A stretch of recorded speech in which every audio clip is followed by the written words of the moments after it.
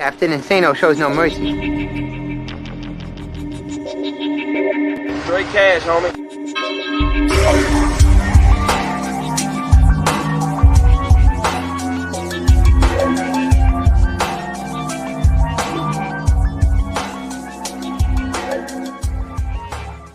Hold on to your butts.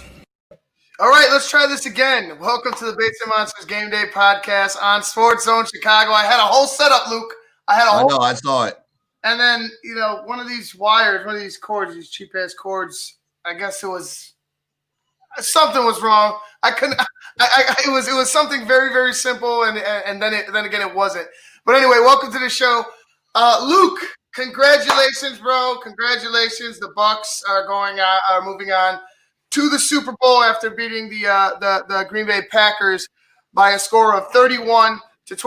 And for a minute there, I thought the Packers had your number. I thought they were coming back. You went from half pucked early in the show to full on.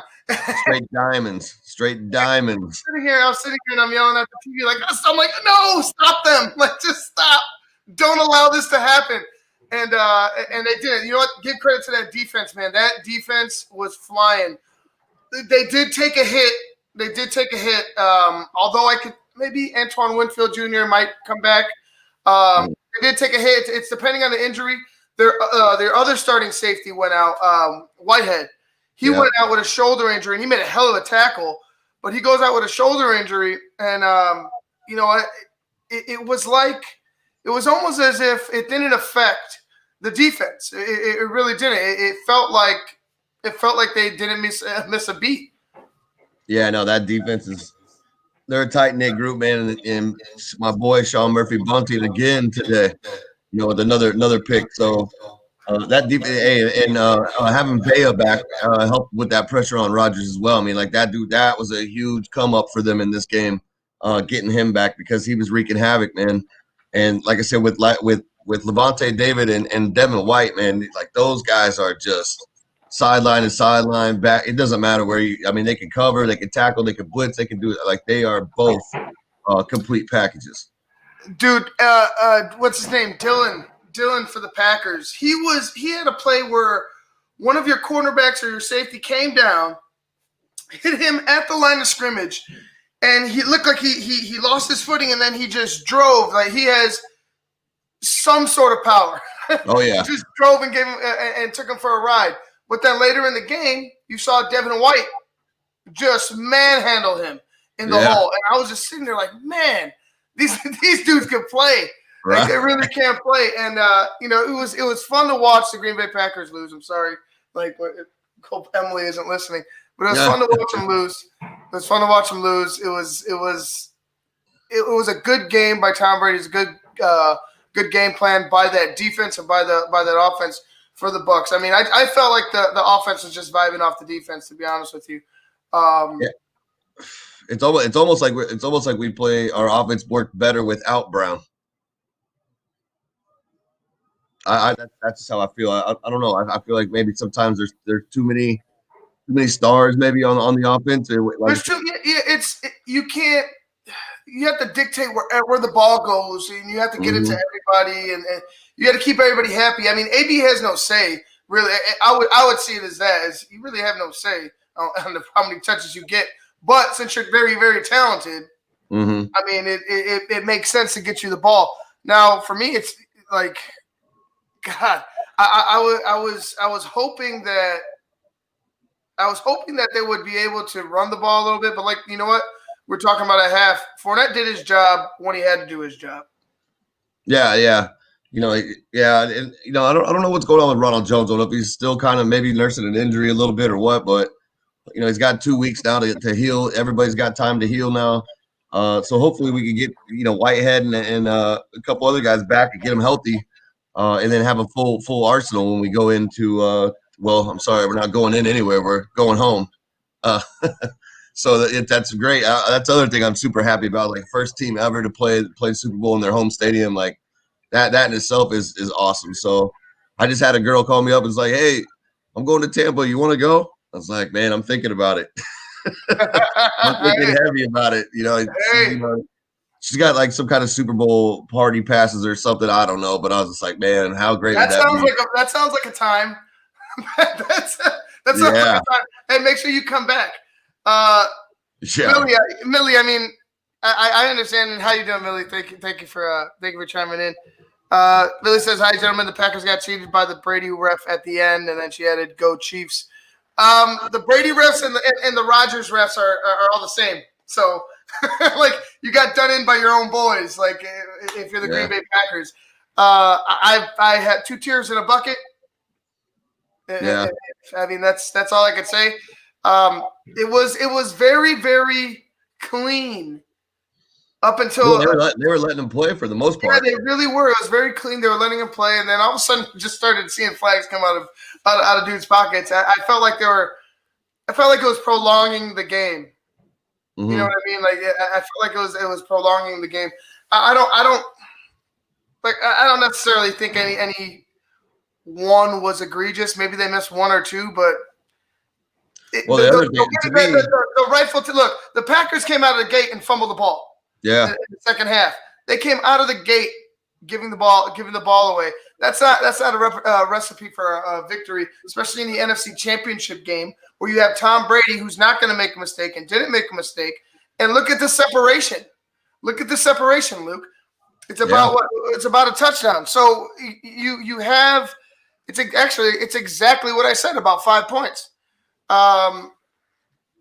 You had your opportunity. If you're Green Bay, you cannot make mistakes like that. It's especially giving them the ball in the red zone.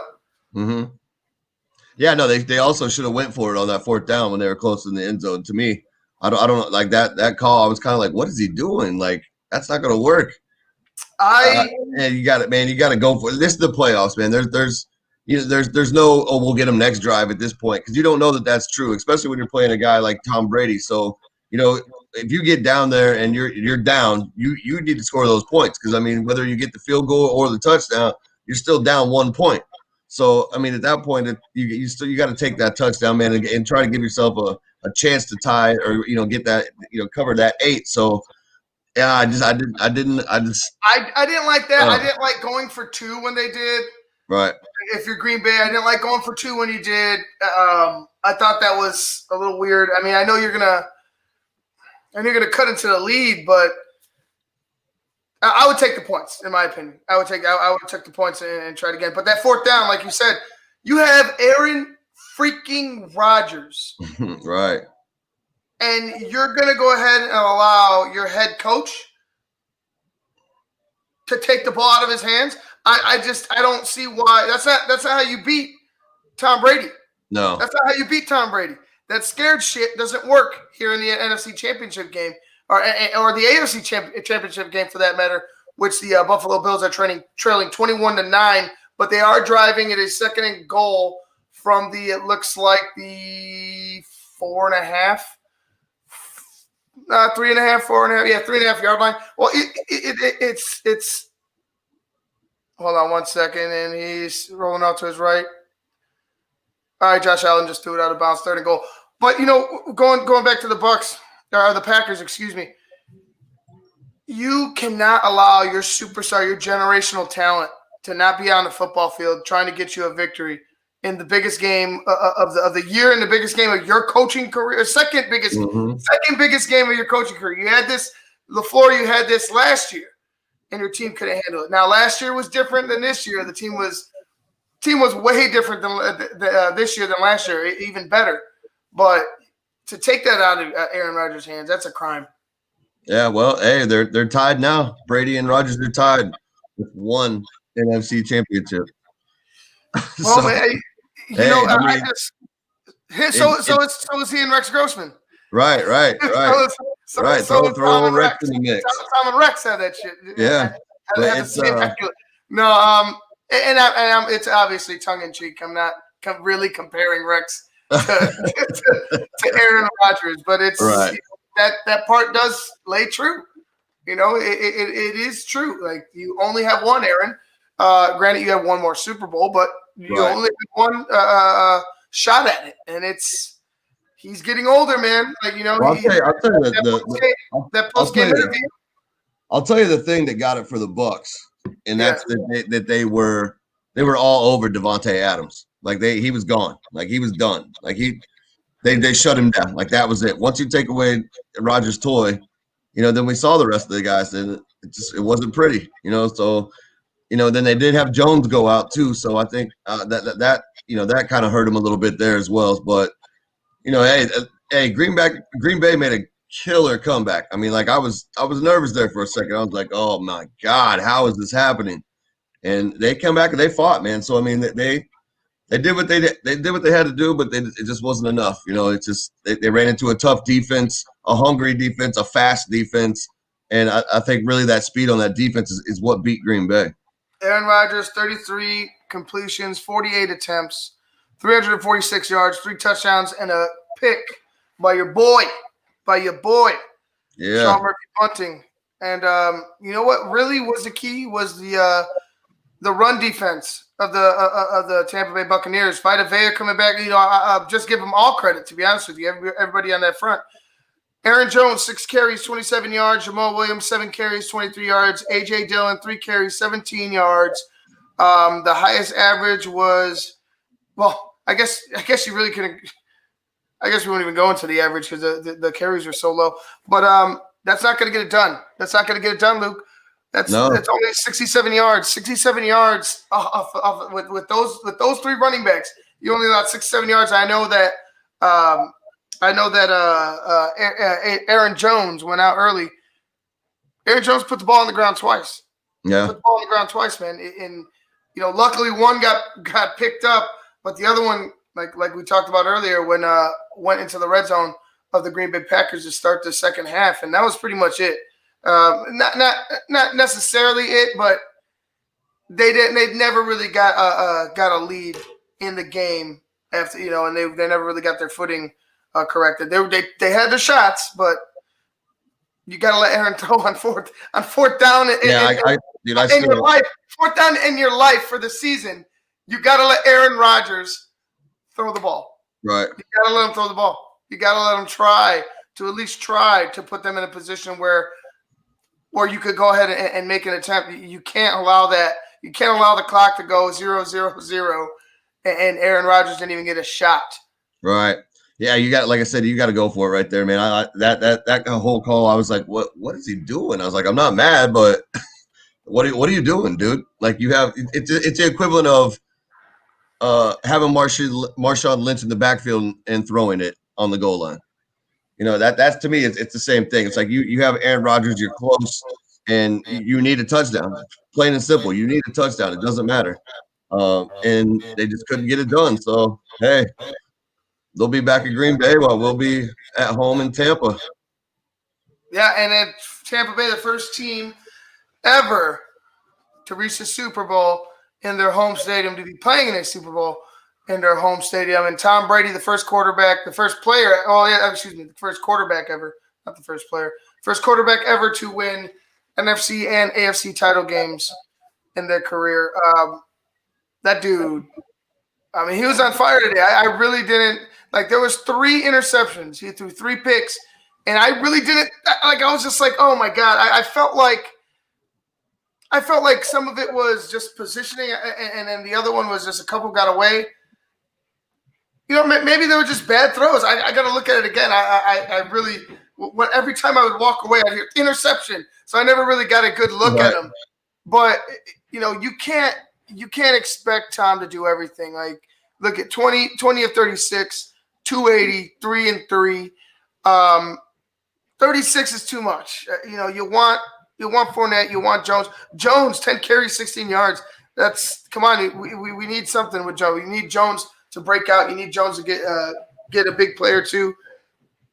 They did a good job with him. Leonard Fournette he did his job when he had to do his job. Also a big touchdown run from him. Yeah, man. They were clicking though. That the offense. Even though they were down with AB, they still did their thing. I mean, the run game was enough. You know what I mean? It wasn't great, but it was enough. To still give the look of the play action and all that stuff. I mean, they did enough. It leaves a lot to be desired, but it was enough, and Tampa Bay executed, man. And you saw Gronkowski all of a sudden finally caught a ball and took it down. That was the perfect time to use him. Yeah. Like, I was just like, where is Gronk the entire game? And then all of a sudden, there he is for what, 20-some yards? It was a perfect time to use him. Good on you guys. The Bucs are going to the Super Bowl. But right now, we're going to go ahead and switch things up. Luke, like I said, congratulations. We're gonna talk. We're going to be talking. We're going to have a point of interest in this Super Bowl, like last Super Bowl. Actually, yeah, the Chiefs. So you kind of had some interest. I had a little bit of interest in it. Yeah, you had a dog in a fight. But this time you have your team. Right, both of them, really. But right now we're going to go ahead and switch things up. Buffalo and KC. Chiefs 21, Buffalo Bills 12, and they just kicked a field goal at the end of the half to get 12.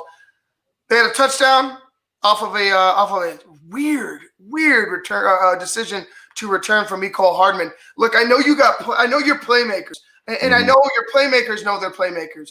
Right. Sometimes you got to just reel in the kid and be like, look, when we're in that fucking close, when the ball is kicked and you're inside your territory, in this game right here, where you could go, where one or two possessions can change shit, you cannot allow that to happen. That, like, Mecole Hardman ended up having a great wide receiver reverse jet sweep that went for about 40-something yards, but that didn't, you had a possession wasted is my biggest thing. That's a possession wasted that you gave to Buffalo. If you didn't allow that to happen, what if you're up 28? Mm-hmm. You know what I mean? What if we're coasting in the second half? Now you got the Bills, knocking at the door. There, it's still a 2-possession game, I believe. What are they on 9? You're gonna have to come out and really take that defense serious, because I feel like they're just missing. If you're Buffalo, the Buffalo Bills defense is just missing. They're not getting home like the Bucs were. They're getting there. They're getting there, but they're not able to bring Patrick Mahomes down. And I hope that doesn't come back to bite them in the ass. I chose Buffalo. I really wanted Buffalo to win. We'll see, man. We'll see in the second half. I feel like this game is going to get close. I feel like it is going to get close. I could be wrong. They could lay an egg. But we saw the comeback from the Packers. I can expect the Bills, especially since they drove down the field, had an opportunity to score a touchdown, but took the points instead. I would like that right there. That's a decision. Look, I'm cool with that. I'm cool with 3 right there. Coming back, I forgot who received the opening kickoff. I think it was the Bills, so they might be kicking off to start the second. But I like the fact that they're able to drive the ball. I like the fact that they picked up points at the end. Like I said, they weren't supposed to have that extra possession. Right. Yeah. No. The other thing is this. We talk about it a lot on the show. Is the Bills just not having a running game? It's just like their running game is just wishy-washy, and it's. I mean, they even brought in T.J. Yeldon. I mean, like that's how bad it is. There, even Yeldon was out there, so it's just that lack of that run game. Like those are in games like this when you need the hard yardage. I mean, you need those hard fought yards. You need someone that can grind them out. You can't expect Josh Allen to be Mike Vick all the time. I mean, he can't do it. It's impossible. So they're gonna have to figure some things out. But I do like the fact that they're getting Knox involved. And I think we need to see more Cole Beasley, to tell you the truth. I think we need to see some more underneath routes. Get that ball out of Allen's hands a little bit faster, and maybe even pick up the tempo. Yeah, they need to recognize that. You hit it right on the head. You hear Coach Romo, yelling it out. Coach Romo's yelling it out, and I'm like, all right, Tony, we get it, Tony. Like, you pointed it out 8 times, Tony. We know. I'm like, all right, cool. But he's absolutely right. Start hitting that underneath route. If they're going to give it to you, let your playmakers make a play. They still have to make a tackle. Yeah. Just take what they give you. You're going to get them sooner or later.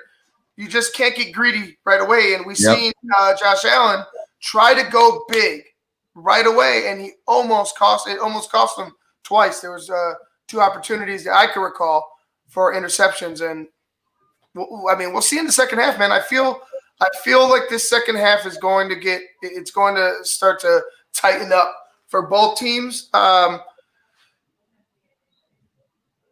I wouldn't go as far as to say Buffalo needs to get desperate. I just think they need to make sure that they continue to protect the football, and they have to get home on defense. Like that was one, and actually that Mecole Hardman run was 50 yards. But stats, Pat Mahomes 17 to 23, 173 and a touchdown. That toe looks fine. Darrell Williams 2 carries, 12 yards. Clyde Edwards-Helaire 5 carries, 10 yards. Both of whom have touchdowns. Pat doesn't even have – well, he has 1 attempt for – I think it was a sack. Here's 1 attempt for -1. Kelsey, 9 receptions, 92 yards. He's been eating up the middle of the field. Tariq, 3 of 52. And Byron Pringle, 2 for 16. He goes to 2 guys. Yeah. He goes to 2 guys, man. Like you know where they're going to be. One guy could beat your ass over the top or anywhere across the field. And the other guy's just big and he's strong and he can make plays. I'm frustrated, man. I'm frustrated, like watching. It's like, how are you not picking him? Like, why is he? I'm just thinking, why is he so wide open? Like, Yeah, all the time. Why aren't you figuring this out? Like coaches on the sideline for the Bills or for any team, why aren't you figuring out why he's wide open? Like I understand maybe Tariq frees guys up and you have to double Tariq and you kind of have to play one-on-one with him. Maybe that's the reason.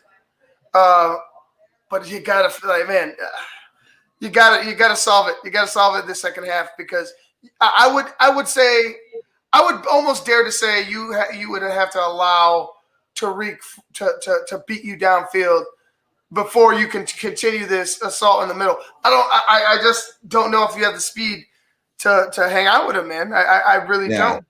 No, I think if Buffalo comes out and Kansas City scores again, I'm gonna put this one to bed. Just because from what I've seen so far, it's like it doesn't look like they're gonna catch up. I mean, they could. I mean, that's a great thing. They can go back in at halftime. They can, change their game plan. Put in some new things, try some different things.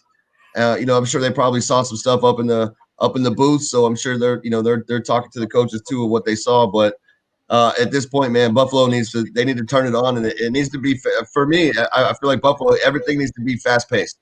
Like let's just go, get them out there, get them in a run package, and speed it up, and then start throwing. Because some of those guys that are in those run packages, they're not the best coverage guys. They're out there to stop runs. They're not out there to defend the pass. So I feel like they need to come out, get them in a run package, and then boom, and then just hit them with tempo. And just, basically just, it doesn't have to be fancy, anything huge, but just get them back on their heels and then, maybe take a shot and then, hopefully get lucky. But if Kansas City scores, man, I'm going to, like I said, I think it's over. Yeah, I agree with you. I'm going to call it a wrap. If they can't stop them, I'll say this. If they could hold them to 3, they have a shot. Right. But they would have to hold them to 3 again. Yeah. You're going to have to do this multiple times.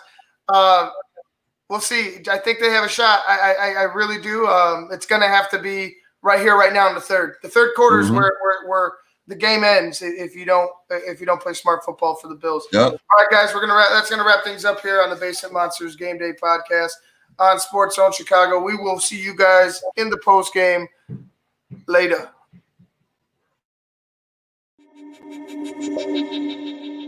Captain Insano shows no mercy. Straight cash, homie.